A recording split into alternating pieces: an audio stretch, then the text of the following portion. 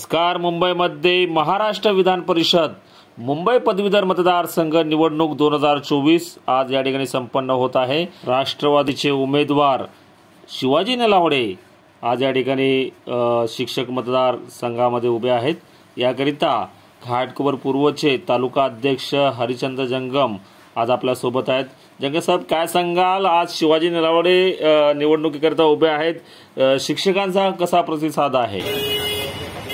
मुंबई शिक्षक मतदारसंघाचे आमचे अधिकृत उमेदवार आदरणीय शिवाजीराव विष्णू नलावडे यांचा प्रचार करत असताना आम्ही संपूर्ण मुंबईमध्ये आमचे कार्यकर्ते राष्ट्रवादीचे घरोघर पोचले आणि प्रचंड असा प्रतिसाद आम्हाला मिळाला आणि शिक्षकांच्या मध्ये नलावडे साहेबांच्याबद्दल आपुलकी, सहानुभूती, त्यांचा अभ्यास करण्याची पद्धत, प्रशासनाचा अनुभव आणि त्यांचा बँकिंग, सरकार क्षेत्रातला अनुभव आणि शिक्षण क्षेत्रातला अभ्यास यामुळे शिक्षक फारच भावूक झाले, उत्साही झाले आणि आम्हाला विश्वास आहे, पूर्णपणे विश्वास आहे की नलावडे साहेब हे प्रचंड मताधिक्याने विजयी होतील. मुंबई बँकेमध्ये जवळजवळ 18,000 शिक्षक आणि शिक्षकेतर कर्मचारी यांची बँक अकाउंट आहेत आणि शिक्षकांना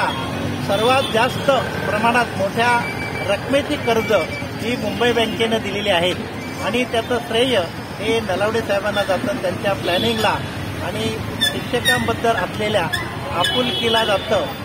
आणि केवळ कर्ज वाटप असं नव्हे तर शिक्षकांसाठी जो नलावडे साहेबांनी मॅनिफेस्टो प्रसिद्ध केलेला आहे त्याच्यामध्ये आतापर्यंत शिक्षकांसाठी कायदा नाही, तर तो कायदा निवडून आल्यानंतर सर्वप्रथम येत्या अधिवेशनामध्येच नलावडे साहेब मांडतील आणि शिक्षकांचा आवाज हा महाराष्ट्राच्या विधान परिषदेमध्ये बुलंद करण्याचं काम हे शिवाजीराव नलावडे हे नक्की करतील.